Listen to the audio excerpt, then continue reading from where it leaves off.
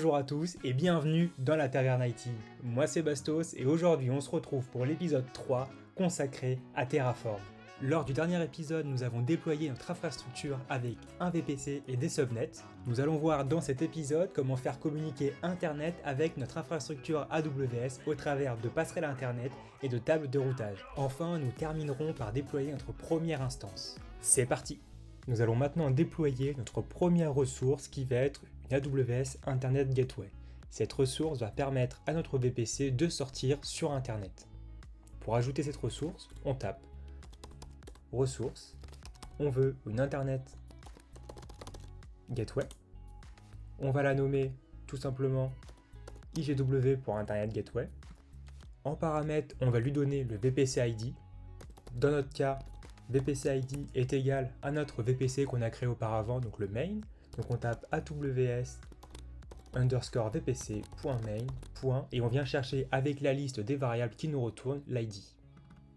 Nous allons maintenant déployer la deuxième ressource qui est une NAT Gateway. La NAT Gateway va être implémentée dans le public subnet et aura pour but de faire communiquer le private subnet avec Internet. Avant de pouvoir déployer une NAT Gateway, celle-ci a besoin d'une adresse IP fixe. Chez Amazon, un service qui s'appelle Elastic IP permet de réserver une adresse IPv4. On va donc créer cette première ressource avant de créer notre NAT Gateway. On crée une nouvelle ressource, AWS Elastic IP, et on va la nommer IP, par exemple, pour NAT Gateway. En paramètres, on va lui dire qu'on veut une adresse IPv4. Pour ce faire, on tape VPC true. Maintenant que nous avons notre Elastic IP, on va pouvoir configurer la NAT Gateway. On crée notre NAT Gateway, donc AWS-NAT Gateway. On va l'appeler NGW. En paramètres, il y aura l'Elastic IP qu'on a créé et bien sûr le subnet dans lequel on va le déployer. Donc on tape allocation ID. Ici, on va venir chercher la valeur de notre Elastic IP qu'on a mis juste au-dessus. Donc AWS Elastic IP.IP NAT Gateway. Et ici, on vient chercher l'ID. Nous allons maintenant lui indiquer dans quel subnet la NAT Gateway sera déployée. Une NAT Gateway se déploie toujours dans le subnet public. Donc on va appeler notre subnet avec subnet ID. Et ici, on va venir chercher notre AWS subnet qui est public et on va venir chercher l'ID. On va maintenant vérifier que ce que nous avons déclaré dans notre fichier Terraform va bien se déployer sur notre infrastructure AWS. On va taper Terraform plan pour vérifier ce que Terraform va déployer. Ici, il nous dit qu'il va ajouter 6 ressources. Donc on va avoir le VPC qu'on a créé auparavant, nos deux subnets, l'Elastic IP, la NAT Gateway et notre Internet Gateway. Tout cela nous semble correct. On va maintenant valider le déploiement. On va taper Terraform apply. Il nous indique toujours qu'il va ajouter 6 nouvelles ressources. On va valider. Et le déploiement est en cours. Notre Terraform apply est fini et il nous indique qu'il y a eu 6 ressources qui ont été ajoutées à notre infrastructure. On va se rendre sur la console AWS pour vérifier cela. De retour sur la console AWS, on va aller dans le service VPC pour vérifier le déploiement de nos ressources. On tape VPC. On vérifie comme lors des dernières vidéos les VPC déployés. On a notre default et notre VPC Terraform. On se rend aussi sur Subnet pour vérifier. On a bien notre subnet public et notre subnet private. Si par exemple on veut obtenir un peu de détails sur notre subnet public, on clique sur notre subnet et on voit ici dans Route Table qu'il n'y a pas de sortie sur Internet. Pour ce faire, il va falloir configurer des route tables indiquant les sorties sur les NAT Gateway et les Internet Gateway. Maintenant, ce qui va nous intéresser, c'est les nouvelles ressources qu'on va déployer. Sur la gauche, on se rend sur Internet Gateway et ici on a 2 Internet Gateway. Une première qui est attachée à notre default VPC, cela ne nous concerne pas. En revanche, la seconde Internet Gateway est attachée à notre VPC main. C'est l'Internet Gateway que nous avons déployé. On va maintenant vérifier l'Elastic IP. Nous avons bien une Elastic IP en 15.236.87.237. On va maintenant se rendre dans NAT Gateway. On a bien notre NAT Gateway déployé avec une Elastic IP attribuée. Maintenant que nous avons déployé ces ressources, il ne nous manque plus qu'à configurer les tables de routage pour indiquer aux instances les routes à prendre pour sortir vers Internet. De retour sur PyCharm, nous allons créer notre première table de routage qui sera la table de routage dédiée au subnet public.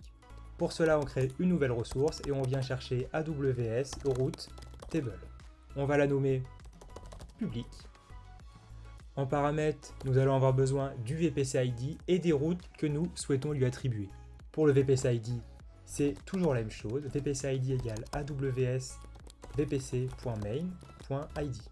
On récupère toujours notre VPC. Ensuite, il faut qu'on configure une route. Pour configurer une route, on tape tout simplement route, on ouvre une accolade. Dans cette accolade, il va falloir dire la source et la destination. Pour la source, cela se passe avec un CIDR block. Dans notre cas, on veut créer une route par défaut vers Internet. Donc la route par défaut sera 0.0.0.0/0. Et en gateway ID, on va mettre l'Internet gateway. Donc on ajoute gateway ID. On vient chercher avec le même principe AWS Internet gateway. Point le nom pour notre part IGW et ici on prend l'ID. Nous allons ajouter un tag pour avoir une meilleure visibilité. On tape tag égal. On ouvre une accolade et on va ajouter le tag name qui sera égal à public-rt pour route table. On va maintenant venir copier ce bloc et le coller à la suite, puisqu'on va configurer maintenant la route table pour le subnet private. Donc on n'oublie pas de changer public en private. Le VPC reste le même, car nos deux subnets sont dans le même VPC. Cette fois-ci, la route sera toujours vers Internet, mais on n'aura plus une Gateway ID, on aura une NAT Gateway ID. Et on va venir renseigner ici le NAT Gateway. Donc NAT Gateway ID, et on vient renseigner AWS NAT Gateway .ngw et ici il nous faut le paramètre ID. On n'oublie pas de changer le tag en private route table. Nous venons de configurer nos deux route tables. La prochaine étape est d'associer ces route tables au subnet.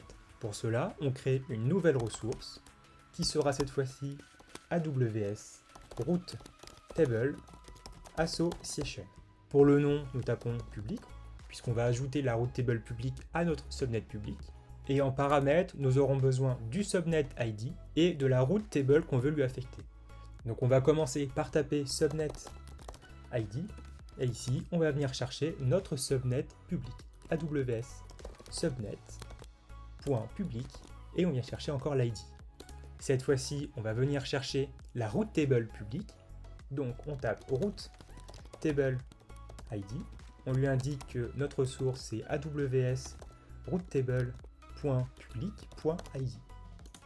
On va faire comme pour les route tables, on va venir copier cette ressource et la coller en bas. On va juste changer ici private et on change private ici et encore ici, puisque cette fois-ci nous allons associer la route table private au subnet private. Maintenant que nous avons créé nos tables de routage et nous les avons associées au bon subnet, on va déployer notre infrastructure et vérifier si cela fonctionne. Pour déployer, on commence toujours par un Terraform plan pour voir ce qu'il a planifié de déployer pour vérifier qu'on n'a pas une erreur de syntaxe. On a bien ici 4 ressources qui vont être ajoutées, nos deux tables de routage, privées et publiques, et leurs deux associations.